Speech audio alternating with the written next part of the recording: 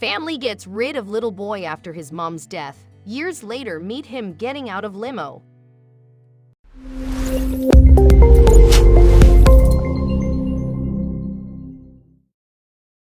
But before we start, please take a moment to give this video a like, subscribe to Happy World, and hit the bell so you'll never miss these great stories. When a little boy lost his mother, his aunt and uncle were supposed to care for him, but they gave him up for adoption and forgot about him until several years later when he showed up at their house in the most shocking manner. "We can't keep him," Angelica yelled at her husband Vinny. "We have to think of ourselves, our kids." "But he's just a child," Vinny hedged, biting his lips. He knew his wife was right, but the idea of giving up his late sister's son Cody was too terrible. "I don't care. He is not our responsibility. I will not raise or feed another mouth. We're struggling as it is. No. And if you don't give him up soon, I'm leaving you and taking our kids far away from New Jersey." She threatened, and Vinny had no choice. He called CPS, who had reached them after his sister died because he was her only family left, and surrendered Cody to them. He would never forget the look in the boy's eyes as he walked out of their house holding the social worker's hand. Cody looked at him in betrayal and sadness. Clearly, the boy had no idea where he was going, but he knew that Vinny and his family had gotten rid of him. Vinny looked down in shame, knowing exactly why he had felt dread before. He had this coming. He had done something horrible years ago, and now he would have to pay. "May God forgive me," Vinny breathed and heard his wife scoff cynically as she went back into the house. 30 years later, Vinny was repairing his front porch with his son George after it fell apart suddenly. Their whole house seemed to be worsening, but they couldn't even consider moving with this housing market. But that was not the only reason. Of his 3 kids, George was the only one who had moved out and lived in a tiny studio apartment a few miles away from them. His other son, Marco, played games all day, determined to become a Twitch star. Whatever that means. "I wish he would get a real job," Vinny thought often, but he wouldn't dare say anything because Angelica would kill him. Meanwhile, his daughter, Sandra, got pregnant at 18, and the baby daddy abandoned them. So she was still with them. Angelica watched their grandson while Sandra worked as a cashier at a local grocery store. Vinny was still providing for everyone, except George, who still came over often and raided their fridge. It was tough. Money was tighter every month, and he had saved nothing for his retirement. He wished his kids were more independent, but Angelica coddled them. She often said times were tougher now, but their children didn't seem to make much effort in school or at anything. And now Vinny felt stuck, supporting everyone as he would likely do until his dying day. But as he hammered the wood and asked George to pass him some more nails, Vinny thought about Cody. It had been years since he thought of his nephew. At first, the guilt had been tremendous, but then life distracted him.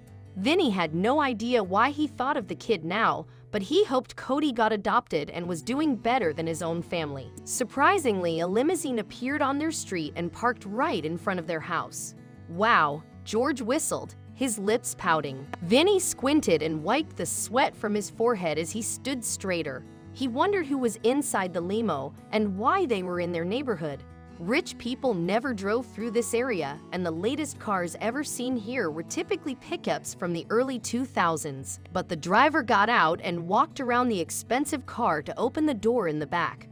A businessman in a fancy gray suit stepped out. He was wearing sunglasses as he took a few steps towards his yard and looked at his house. Vinny saw his mouth turn down and felt something cold down his spine, the kind of feeling you get when something bad is going to happen. Was someone in trouble? Is that man a lawyer? Do I owe someone money? Did Angelica do something? The questions ran through Vinny's mind as he took off his work gloves and went down the porch steps. "Can I help you, sir?" he asked, and felt George behind him. The man was quiet for a few moments as he faced Vinny with a frown. Vinny felt his stare even through his dark glasses, and the feeling of dread increased. Finally, the man raised his hand and took off his shades, revealing a face Vinny would know anywhere. It was his father's face and his sister's face. It was Cody. "Hey, Uncle Vinny," the man said stoically. "Cody, God, kid. It's good to see you," Vinny said, feeling sweat gathering once more. He bit his bottom lip again at the awkwardness of that moment.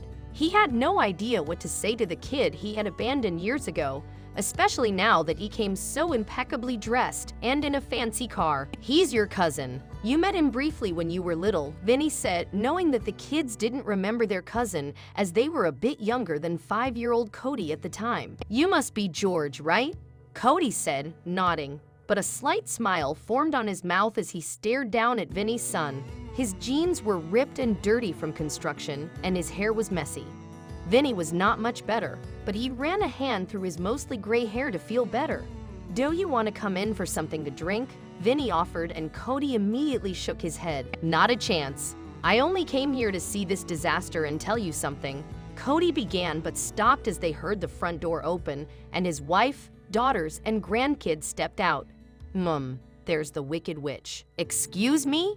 George questioned, offended because Cody had not been quiet at all. Cody looked at his cousin and smiled grandly. "I meant your mother, the Wicked Witch who told Uncle Vinny to get rid of me years ago when my mother died. And Uncle Vinny didn't have the backbone to stand up to her, and by the looks of things, he still doesn't. It's sad," he explained, leaving them all speechless. Cody's grin was set in stone, and Vinny could only look at his shoes, drowning in shame.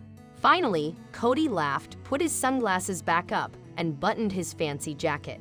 "Bye, nightmare relatives. Hope you have a nice life," he said, turning around. Years later, Vinny finally got the courage to write Cody an email after finding it on his company's website, apologizing and asking about his life. He didn't expect a response, but he got one.